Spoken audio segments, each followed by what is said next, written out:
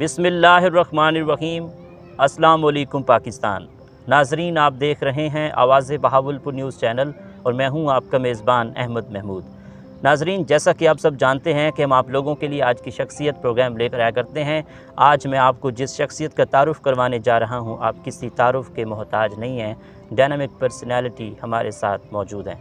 हमारे साथ मौजूद हैं प्रोफेसर डॉक्टर रौ मोहम्मद अफजल साहब, साबिक़ vice chancellor the Islamia University of Bahawalpur. आज हम इस्लामाबाद में मौजूद हैं, शक्करपड़िया ग्राउंड में, मॉनिटर ऑफ पाकिस्तान। आज हम जो बात करने जा रहे हैं वो मौसमियाती तब्दीली के हवाले से बात करने जा रहे हैं। तो आइए डॉक्टर साहब से बात करते हैं, मुलाकात करते हैं। अस्सलाम वालेकुम सर। वालेकुम, कैसे हैं आप? खैरियत से हैं? अल्हम्दुलिल्लाह सर, ठीक। बड़ा अच्छा लग रहा है आज इस्लामाबाद में हमारी मुलाकात हो रही है। सर, इस्लामाबाद माशाल्लाह बहुत खूबसूरत है। सर, मौसमियाती तब्दीली की क्या ख़ास वजह है, इस बारे में आप क्या कहना चाहेंगे? देखिए, मौसमियाती तब्दीली की मेजर वजह तो यही है कि हमने दरख्तों को उगाना छोड़ दिया, दरख्तों की कटाई बेतहाशा कर दी। उसकी वजह से ओजोन लेयर जौन सी है वो कमज़ोर हो गई बाज़ जगह से। वो ओजोन लेयर के मौजू पे जाने के बजाय यूँ बताएं कि आपने कुदरती जो प्रोटेक्शन थी और उससे बैलेंस था एक, उसको ख़त्म किया। उस बैलेंस के ख़त्म होने की वजह से बहुत से इलाकों में टेम्परेचर राइज़ होना शुरू हो गया। जब टेम्परेचर राइज़ होना शुरू हो गया तो जो हमारे बर्फ़ पोश पहाड़ थे वो तेज़ी से पिघलना शुरू हो जाते हैं। जब वो तेज़ी से पिघलते हैं तो हमारा उधर से पानी ख़त्म होना शुरू हो जाता है। इसका मतलब ये हुआ कि वो तब्दीली जौन सी है, यहाँ से सैलाब आना शुरू हो जाते हैं, सैलाब के बाद समंदर में पानी चले जाता है, उधर से वो जो गर्मी है वो बुखारात उड़ाती है समंदर के। और जब बुखारात ऊपर जाएंगे तो ज़ाहिर है कहीं आके तो उन्होंने कंडेंस होना है, फिर वो बारिशों का सबब बनते हैं। तो टेक्निकली आप नोट कर रहे होंगे कि टेम्परेचर भी इस बार बहुत ज़्यादा रहा पाकिस्तान में, दुनिया भर में भी रहा। इसी तरीके से बारिशों की भी शिद्दत बहुत ज़्यादा है। अभी भी आप देख लें, आज सखर में कितनी ज़्यादा हुई, पिछले दिनों लाहौर में कितनी हुई। आपने नोट किया होगा भावलपुर जैसी जगह जहाँ बारिश को लोग तरसते थे वहाँ भी हुई। तो इसका मतलब कि ये तब्दीलियाँ असल में नेचुरल तब्दीलियाँ हैं जिसको आना ही है, बशर्ते कि अगर आप सब्ज़ा बहुत ज़्यादा कर लें एक मुहिम की तरीके से, तो उससे हमारा बेहतर सिस्टम हो सकता है। लेकिन आज की जो हमारी गुफ्तगू है वो इस पे होना चाहिए, ये जो मौसमी तब्दीली हर साल आ रही हैं और जब तक अब ओजोन लेयर तो अब हम जब तक नहीं कर सकते, तो इसको हम कैसे बेहतर तरीके से इस पाकिस्तान में मैनेज करें।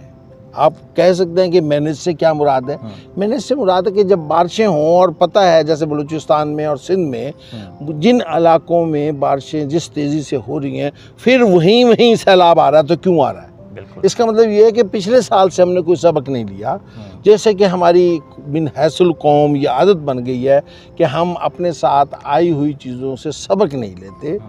हम जो बात निकल गई उसके बाद अगले साल रोना रोते हैं। आपको याद होगा कुछ अर्से पहले इसी मौसमी तब्दीली की वजह से कराची में बेतहाशा बारिशें हुई। जी बिल्कुल। और अच्छा खासा बहरान पैदा हुआ, और वो इतनी बारिशें थी भी नहीं जितनी हमारे पंजाब में होती हैं। लेकिन चूँकि कराची में निकास आब के अच्छे सिस्टम नहीं थे, उसकी वजह से लोग डूबे।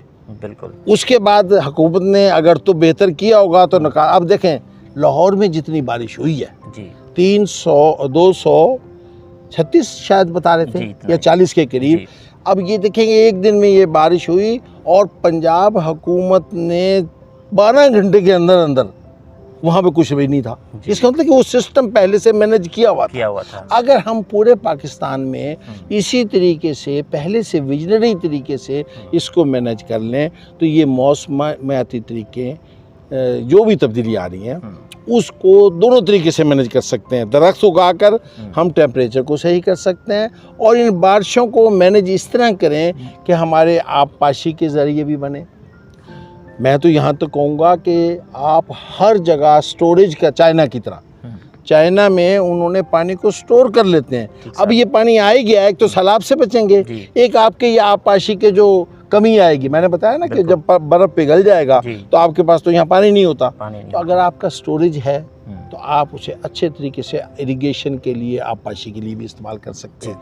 जहाँ जहाँ ये सैलाब बलूचिस्तान और सिंध में आए हैं वहाँ उस जगह बंद बांधें ताकि वो आबादियों को न डुबोएं, या तो उसे गुजरगा दें समंदर तक जाए, या उसको स्टोर करने का करें। जी, अब बात यहाँ करना चाहूँगा कि मौसमियाती तब्दीली से कैसे बचा जा सकता है और हुकूमत को इसके लिए क्या किरदार अदा करना चाहिए? हाँ, बचने के लिए तो मैंने पहले ही बता दिया कि बचने के लिए तो ये है कि आप नेचुरल तो होगा, बारिशें भी होनी चाहिए जी, सर्दी भी होनी चाहिए, बाहर वगैरह वगैरह, लेकिन अगर आप दरख्त उगाएं जी, बेहतर तरीके से सब्जा रखें और दरख्तों की कत्लेआम ना करें। कत्ले आप समझते हैं ना कि जहाँ भी आपने दरख्त बाग देखे वहाँ उसे काट के कॉलोनी बना दी, कत्लेआम। हाँ बिल्कुल, वो वो ना करें। दूसरे नंबर पर उसको मैनेज हुकूमत क्या करे, हुकूमत ही की मैं बात कर रहा था कि वो उसके स्टोरेज का करे, निकासी आपका अच्छा सिस्टम पहले से बनाए। और ये तो रोज़ हर दफ़ा आना है ना। अब ये है कि इस्लामाबाद में नाना लई है, अगर वो हर साल डुबोता है तो ये तो नहल ही है ना। अगर वहाँ पे दोबारा लोग आबादी कर लेते, उन्हें ना करने दे इंतज़ामिया, क्या कैजुअलिटीज़ ना हो। बलूचिस्तान और सिंध में गुजरगाहें दें और बंद बनाएं पक्के, ताकि अगले साल जितने भी बारिशें हों या तो स्टोर करने का सिस्टम हो आपका, या आराम से सेफली वो समंदर तक चली जाएं। तो आप ये समझें कि ये मैनेजमेंट हो गई। बिल्कुल सर। तो बस यही है सिलसिला कि भी आप हर वक्त इस चक्कर में न रहें कि अगले साल देखी जाएगी। अब जो हो गया या पिछले साल जो हुआ था इस साल वो नहीं होना चाहिए। अगर नहीं होता, जैसे मैंने अभी पंजाब गवर्नमेंट की मिसाल दी कि पहले आपको याद है कि डूब जाता था लाहौर, जी सर, लेकिन इन्होंने ऐसा कर लिया मैनेज। तो ये हर जगह मैनेज करें, यहाँ भी करें। डॉक्टर साहब, मौसमियाती तब्दीली के हवाले से बात की, बहुत शुक्रिया। Thank you ji.